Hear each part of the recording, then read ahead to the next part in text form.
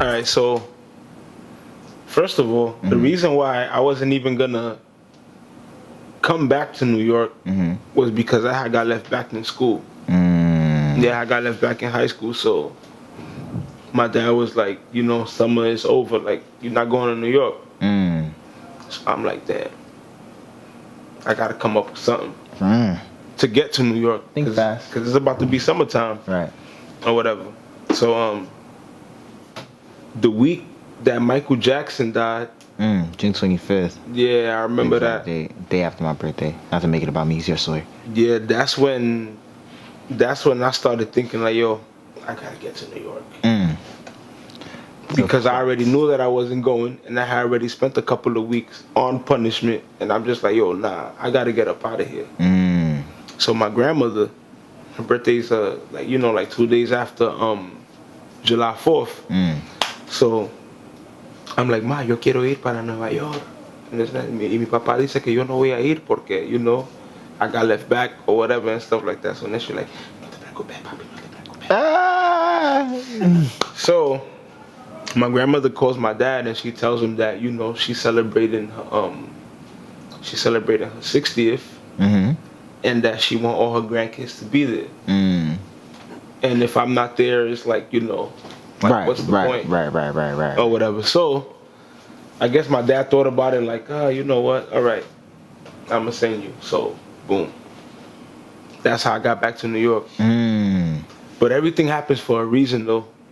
And I say that because that same fall, I catch a heart attack. Wow. Yeah, and it's crazy how that happens because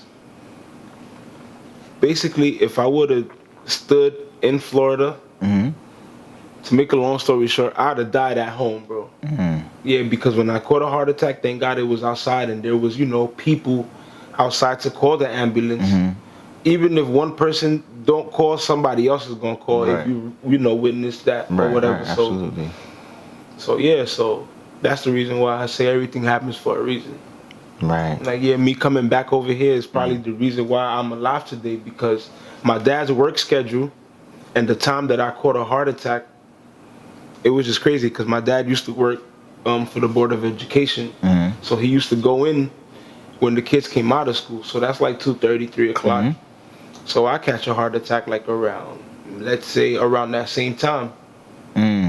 So if that would have happened at home, I'd have been by myself and, you know, I wouldn't be here today or whatever. Absolutely. So, you know, as much as I feel bad about trying to escape from my dad while he's trying to make my life better, everything does happen for a reason, because it's just like, damn, what if you would have came home to a dead body?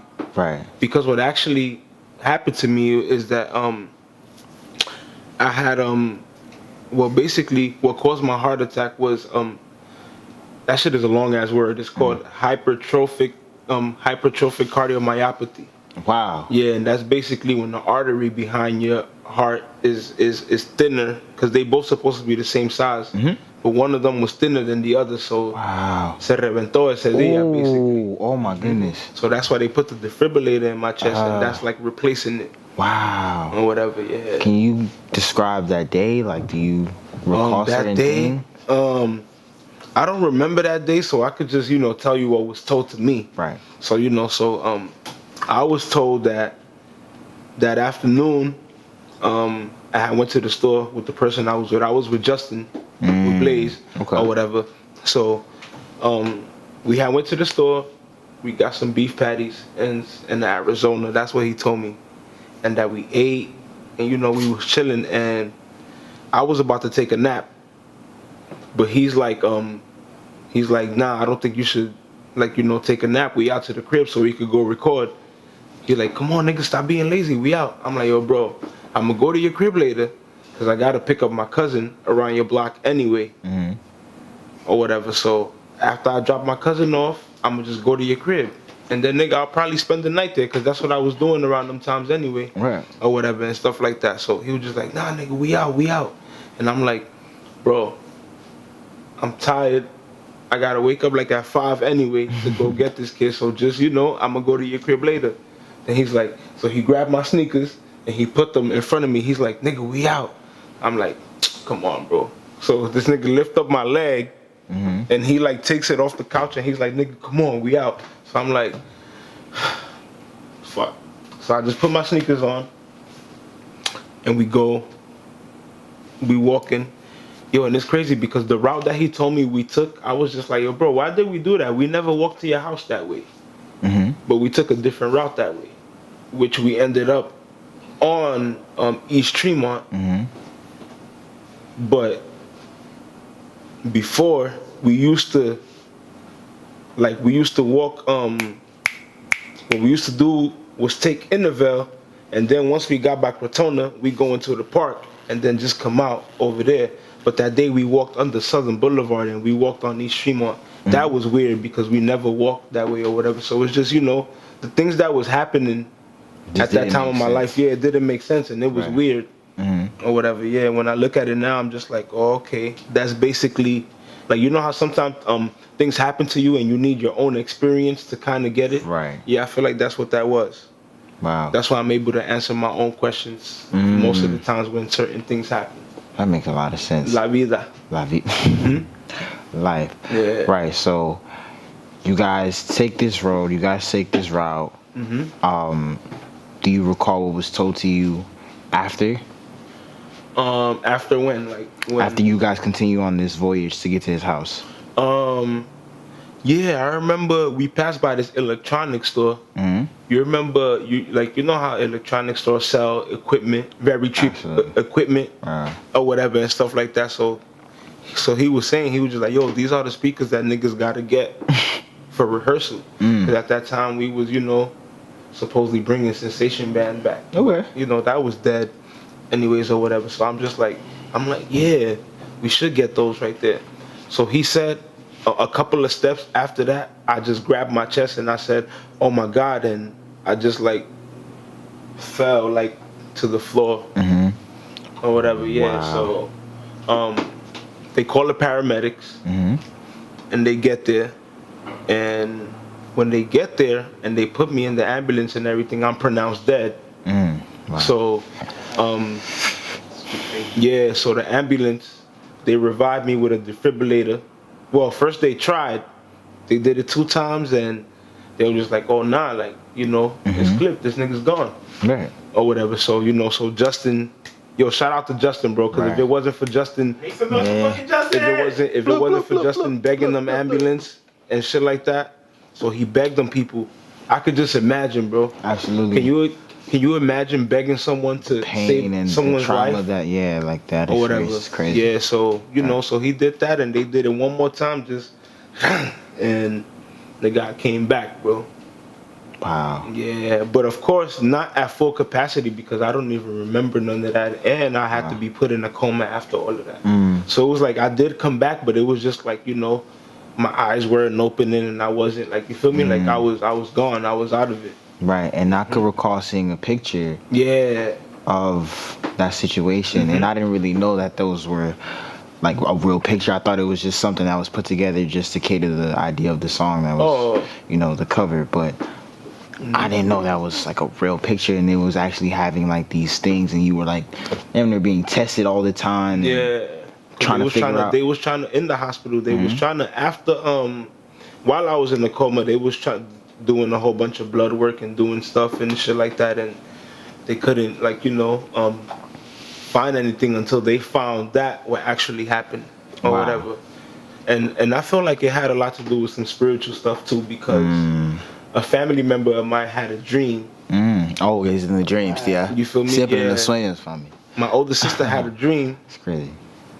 And her dream was pretty accurate because that year we didn't do the misa for my great grandmother.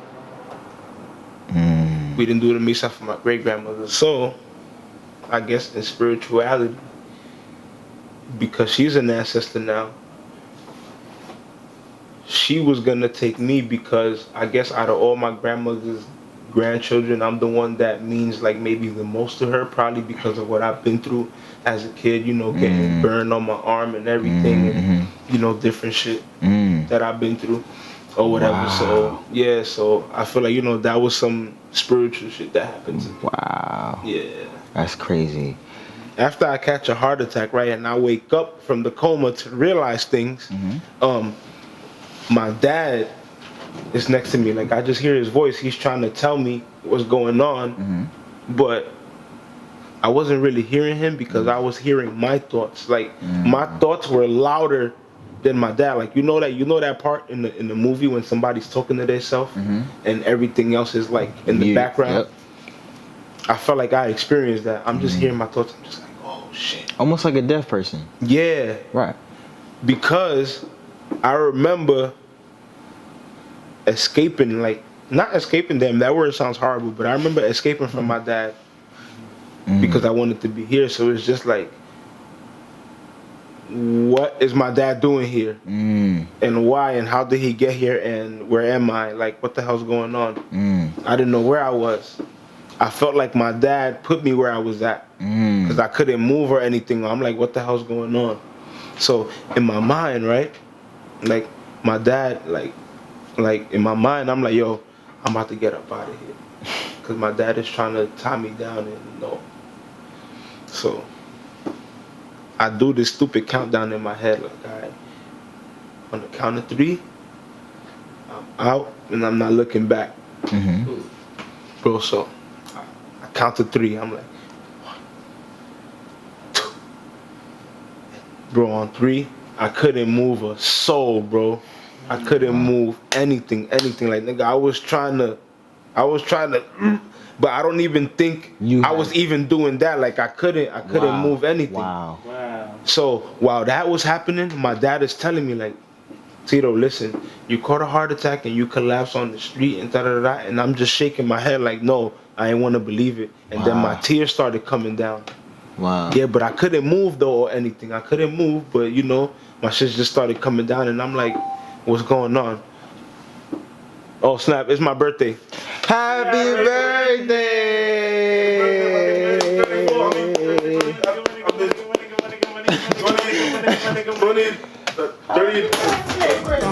Yo, dice mami, ay, digi bime di punta, hinga po mama yung gulebana, bime di punta, ate ka pumate yung gulebana, uy, digi baila punta con tu bandera, negro, blanco y amarillo, es la bandera Garifuna, uy, digi bime di punta,